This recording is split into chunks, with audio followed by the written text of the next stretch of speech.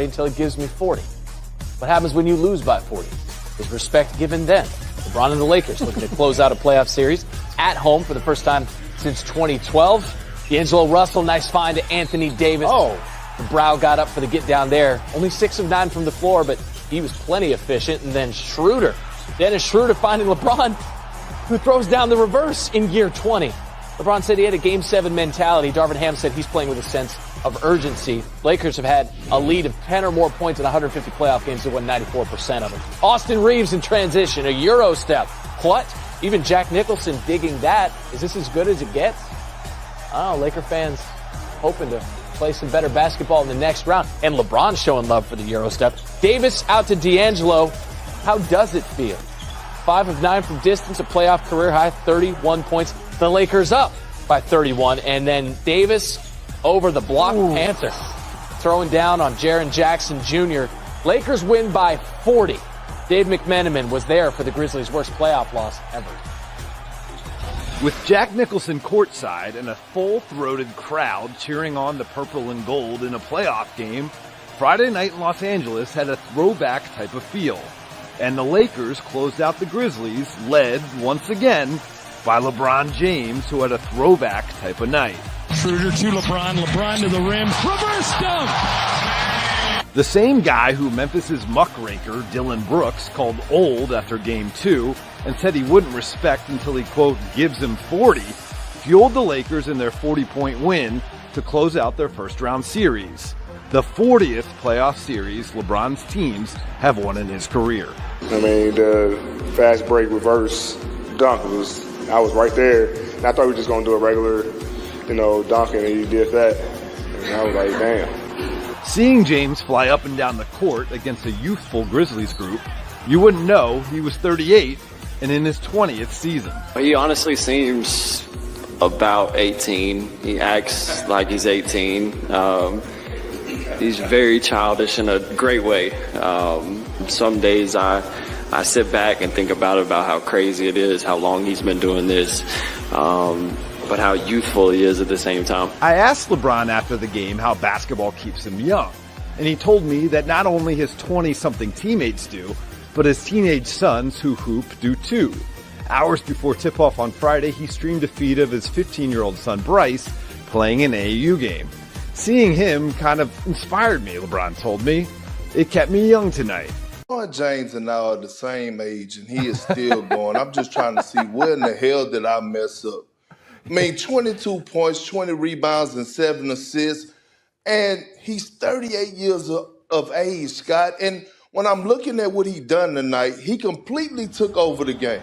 At an extended point where AD was non-existent, he took over the game in every aspect, from taking big charges on the defensive side of things, coming up with monster blocks, attacking the basket, the basket to send it into overtime. But when I look at this Laker team, they had an identity since the All-Star break on the defensive side of things, and it's been led by Anthony Davis and LeBron James. And I thought at times when they needed to get stops, they did that tonight. Tonight was an ugly win for them, but you'll take an ugly win over a loss any day, especially in the postseason. But I just got to say, we got to cherish these GOAT moments from LeBron James, because Dylan Brooks, he didn't just poke the bear. He poured honey on himself, and LeBron James came roaring tonight. Yeah, 45 minutes was a game high from the seemingly ageless LeBron James. And, you know, Perk, and you've lived it, you talk about a team learning to win, and I don't love the sound of it because it feels like cliche, but are we seeing that to a degree with Memphis and a team in the Lakers that certainly in LeBron can lean into understanding what is required in moments just like this, what you have to have and what you have to do to win games this time of year? Yeah, absolutely. And we saw late in the we saw in the overtime, the Grizzlies couldn't make shots. Those shots that Desmond Baines was making in the fourth quarter, when it got tough, he couldn't make those same corner threes. But we just saw the experience. When they needed AD tonight, he imposed his will in that paint, getting offensive rebounds, deep seals in the paint, getting to the free throw line, getting monster rebounds on the defensive end. And that's when the experience kicked in. And that's when you saw, that's why you know those two guys actually took the Lakers and won the championship. Tonight you saw the experience out of LeBron James and Anthony Davis, and it rippled down. How do you put all this into context? Just thinking about when you were drafted, everything you've been through for the last several years, to coming through the way that you did tonight, helping your team advance to the next round. Man, good come to good, honestly. To be in a position to make the best out of my situation. Obviously, y'all know what I've been through. Ain't no secret. But to be on top and go with this franchise to the next round and get another opportunity to control what we want to control, it's a blessing, honestly. When did you start to feel that rhythm with the shot, particularly from three? And what did it feel like just as the ball went through the crowd, the whole experience tonight? Shots were just falling, honestly. We was getting it done on defense, getting easy ones. We got off to a great start and never allowed them to get back into it. So for our group, for our starting five, to lock into the game plan and to give us some cushion, our second group came in and did their thing, and we came back out and finished it. Darvin Ham shortened the rotation a little bit tonight. You guys are up 33 after 3 quarters. Defensively, D'Lo, really an impressive, comprehensive effort. AD, of course, leading the way. But what was working so effectively defensively? I mean, Bron and AD, they both was dominating the game, offensively and defensively. Vando's been doing a great job all series. Austin Reeves been dominating, trying to keep Bane under check. Just for our group, I think it was a collective group thing. No one guy, did that. Our group did it, and this was the result. Team was, in terms of wins and losses, not in good shape at the trade deadline. You come here and, along with the other guys acquired, add quite a boost, D'Lo. Now, you beat the number 2 seed. You're going to face the winner of Sacramento and Golden State. They play on Sunday. What are you going to be thinking about for the next round now as you guys get a couple days to rest and observe that game? Like you said, we don't know who we play yet. Let this marinate for a sec. I'm going to get some Cocoa 5 in my system, and we'll go from there. All right, you got the plug in. I appreciate it, man. Appreciate y'all. Thank you. D'Angelo Russell, one of the many heroes. Hello, Lakers Nation. Sean Davis here for LakersNation.com. Your home for everything Lakers. The Lakers have advanced to the second round of the NBA playoffs, beating the Memphis Grizzlies, arguably actually destroying the Memphis Grizzlies, winning 125-85. In today's video, I'm going to break down why I think D'Angelo Russell might be the key to the Lakers' offensive success going forward. Before we get into all that, a quick reminder, please do subscribe right here to the Lakers Nation YouTube channel. Ring that post notification bell as well. If you're listening to podcasts, go over to Apple Podcasts, Spotify, wherever it is you listen to your podcast, and subscribe to the Lakers Nation podcast. Give us a 5-star rating and review, the easiest way to help out the show.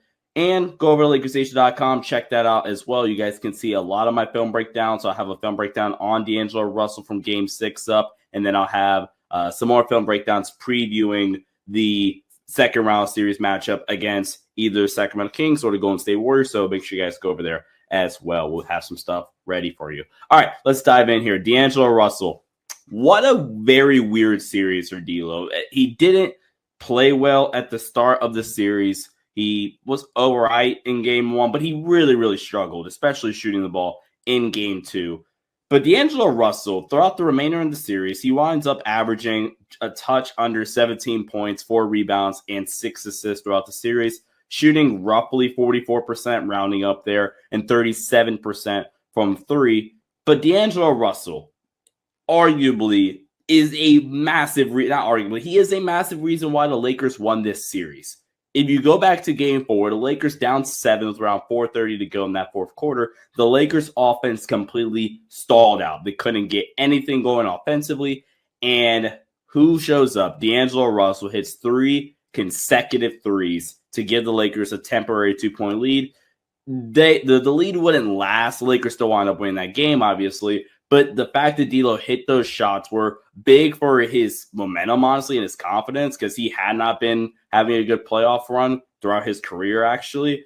But big for the Lakers offense, because the offense has stagnated so much that he just needed something to breathe life back into the Lakers offense and back into Crypto.com arena, because boy, do we need it. And D'Lo delivered. If you go to game 5, didn't shoot the ball great. Had a couple of huge threes, though, once again, in the second half to bring the Lakers back within 1. He did have a double-double, 11 points, 10 assists. And then in game 6, D'Angelo Russell, phenomenal performance offensively. 31 points, 4 assists, 12 of 17 shooting, 5 of 9 from 3. Look, D'Lo, also, he does a phenomenal job. I know this is an offensive breakdown, but D'Lo does such a phenomenal job calling out different actions defensively. He's a very active talker. It's very apparent when watching the film. D'Lo's voice, honestly, I hear quite a lot. So D'Lo was huge in this series.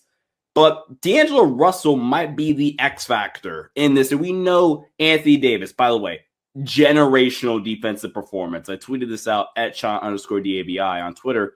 I couldn't believe what I was watching when I rewatched the film on Anthony Davis.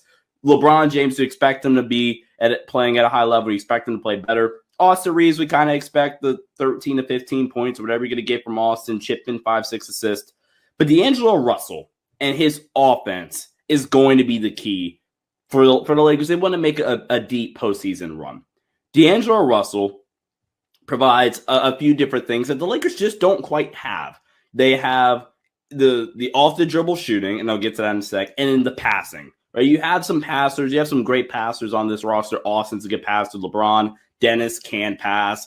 So you have some good passers on the roster, right? But the thing is that D'Angelo Russell elevates your offense because of his off the dribble 3-point shooting. D'Angelo Russell this season, so out of 153 players in the NBA that qualify, this is shout out to my buddies over at Synergy Sports. D'Angelo Russell, in terms of off the dribble shooting and pull up jump shooting, right? D'Angelo Russell has 2 categories. He's in this list twice, technically. Once from the Timberwolves and once from the Lakers. He's top 60 in both. He's top 25 from the Minnesota Timberwolves, and he's around 58 for the Lakers, right? And the Lakers, in terms of their entire team, the team itself, the Lakers shoot 30% on pull-up threes. D'Angelo Russell, since being a Laker, shoots 36% on threes. And when D'Angelo Russell was on the Minnesota Timberwolves, D'Angelo Russell was a lot better. I cannot pull it up right now. But he was a lot better on pull-up threes. And that elevates your offense because of the pull-up shooting threat. So when you look at the Lakers double drag stuff, it's no coincidence that when the Lakers run this stuff for D'Angelo Russell, or when they run the Rams series, which is just a down screen into another ball screen, it's so much better with D'Angelo Russell because you can't go under and essentially negate the action like you could with the Dennis Schroeder. You can't do that with Austin, but Austin doesn't have the volume as much on pull-up jumpers, right? He'll do it in the mid-range game, sure, but pull-up threes, Austin doesn't have the volume enough yet to where I'm really worried about that while I'm a defender. So D'Angelo Russell and the ability to pull up off of screens or just in transition even, that adds such a massive element to this Lakers offense. And now you can't just go under. You have to lock control over top. D'Lo's able to get advantage. He's able to play with the whole 3 levels of the floor, and he's a willing passer as well. And that's what else I want to talk about. He had a couple of great reads in Game 6, making some high-level passes and high-level throws. He has really good chemistry now with Anthony Davis. It's kind of nice to see how quickly they've kind of developed their chemistry. He's thrown the no-look lobs to AD a few times. It wasn't the best of passes, actually, Game 6, but it still worked for the Lakers. And he just has a liveness. He breathes a liveness into this Lakers roster, and they play with a ton of joy as well. And D'Lo definitely chips into that. But the passing, and also the fact that D'Angelo Russell now can allow a LeBron James to kind of take a possession off throughout this series. And this was so fun to watch. Throughout this series, a part of the chess match was the Memphis Grizzlies at the nail on ball screen. So they're going to have heavy nail help from the opposite wingman. So what the Lakers have done a ton throughout the series is you can either put D'Lo on the ball, you can have LeBron 45 cut, that attacks the nail help. Excuse me, you can have LeBron stampede cut, so it's basically I'm coming off the ball screen, pitch it across, and I immediately go if I'm LeBron. Or you can have some pin and flare, stuff like that. Or, and vice versa, or LeBron could just knock down the 3, which he did not shoot the 3 ball well in that series. And vice versa. Same thing can be said for a D'Angelo Russell. You got LeBron in the ball screen, and to attack the nail help, D'Angelo Russell on the opposite wing, and D'Lo maybe off a pin and flare knocks down an open three. So D'Angelo Russell allows, and then same can be said with a guy like an Austin Reeves as well. But D'Angelo Russell now allows for your superstars, yes, stars, to take more offensive possessions off, and you have two other